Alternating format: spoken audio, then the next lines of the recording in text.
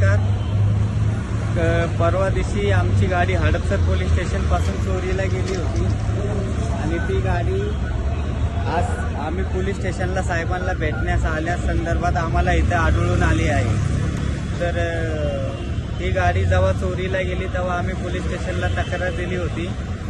तर ते काय पोलीस तक्रार देताना साहेबांनी असं सांगितलं होतं की 2 दिवस जाऊ द्या, त्यानंतर आपण काय असेल ते चौकशी करू तुमची।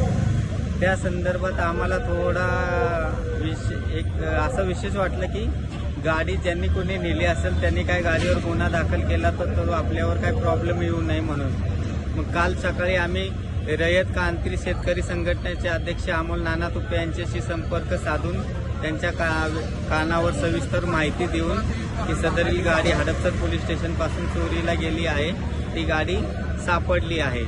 तर अमोल नाना तुपे यांनी तात्काळ हडपसर पोलीस स्टेशनचे वरिष्ठ जे साहेब आहेत त्यांना फोन करून तात्काळ कारवाई करण्याचे आश्वासन दिले और आमची गाडी आम्हाला आहे तशी भेटली आहे।